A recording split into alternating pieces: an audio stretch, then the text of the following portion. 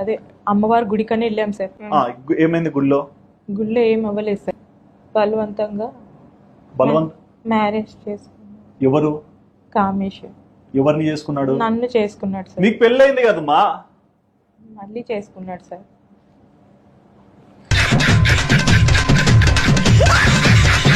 I'm married sir. I have 2 children.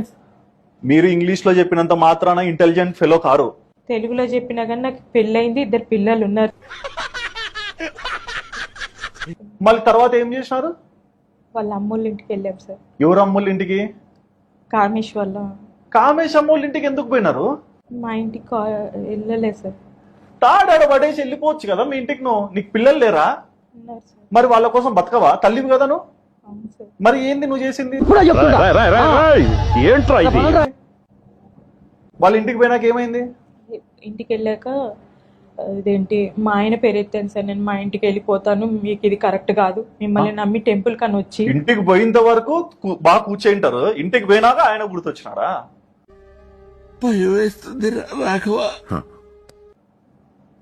వాళ్ళ ఇంటికి ఆడ నుంచి వాళ్ళ ఇంటికి పోవడానికి ఎన్ని గంటలు పట్టింది? నాకు అటు సైడ్ ట్రావెలింగ్ తెలియదు సార్. మరి వాళ్ళ ఇంటికి పోయి కూర్చున్నారు, ఏమైంది మా? ఏం అవ్వలేదు సార్. మా హస్బెండ్ రామా పుత్తకోడలా అన్నారా?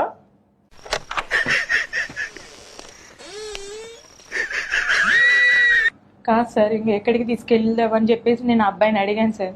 అడిగితే వాళ్ళ అమ్మతో మాట్లాడితే, నాకు పెళ్ళైందమ్మా, 2 పిల్లలు ఉన్నారు, నీ కొడుకు చేసిన పని ఇది, మరి నేను ఇంటికి వెళ్ళాలి, ఏంటిది అని చెప్పి నేను అడిగాను సార్. గతం మర్చిపోయినా అని చెప్పాల్సింది తాడి కట్టినప్పుడే.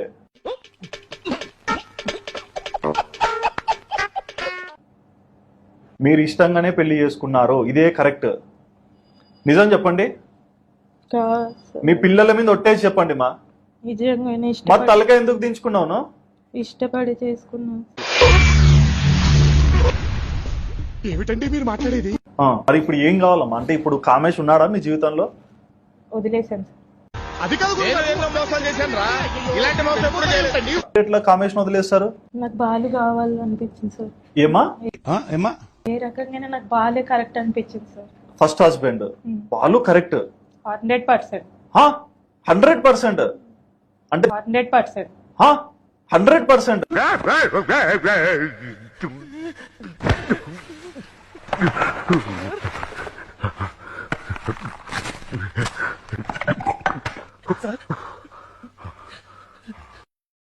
అంటే దీనిలో నీతి ఏంటమ్మా? తెలియదు.